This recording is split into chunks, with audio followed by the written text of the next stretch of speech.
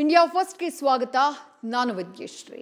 ಲಿಂಗಾಯತ ಕಿಚ್ಚು ಮತ್ತೆ ಹೊತ್ತಿದೆ. ನಿನ್ನೆ ಪ್ರತ್ಯೇಕ ಧರ್ಮದ ಕಿಡಿ ಹಾರಿದೆ.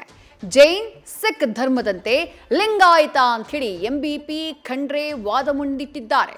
ಇದರಲ್ಲಿ ನನ್ನ ನಿಲುವಿಲ್ಲ ಅಂತ ಹೇಳಿ ಸಿಎಂ ಗರಂ ಆಗಿದ್ದಾರೆ. ಇತ್ತ ಬಸವ ಮೆಟ್ರೋ ಪ್ರಸ್ತಾಪಕ್ಕೆ ಬೆಂಗಳೂರಿಗರು ಆಕ್ಷೇಪಿಸಿದ್ದು ಪರ ವಿರೋಧದ ಚರ್ಚೆಯನ್ನ ಹುಟ್ಟು ಹಾಕಿದೆ.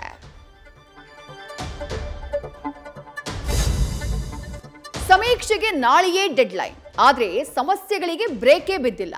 ಬುಧವಾರದಿಂದ ಶಾಲೆಗಳು ಆರಂಭ ಆಗ್ತಾ ಇವೆ.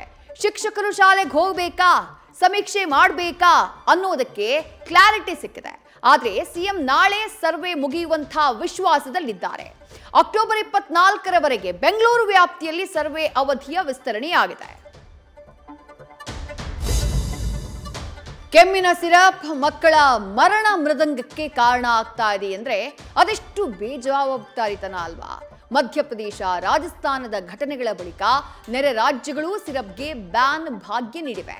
ಈ ಬೆನ್ನಲ್ಲೇ ರಾಜ್ಯ ಆರೋಗ್ಯ ಇಲಾಖೆ ಸಭೆ ಮಾಡಿ ಪರೀಕ್ಷೆಗೆ ಆದೇಶಿಸಿದ್ದು ಗೈಡ್ಲೈನ್ಸ್ ಕೂಡ ರಿಲೀಸ್ ಮಾಡಿದೆ.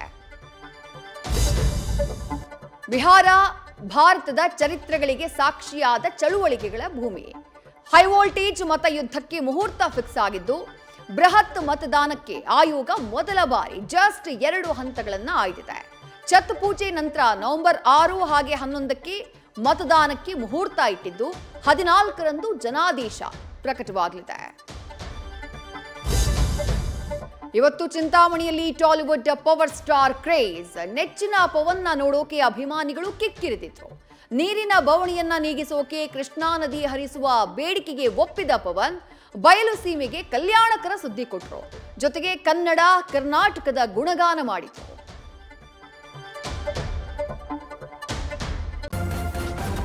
ನ್ಯೂಸ್ ಫಸ್ಟ್ ನಿರ್ಭೀತಿಯಿಂದ ನಿಮ್ಮ ಪರವಾಗಿ.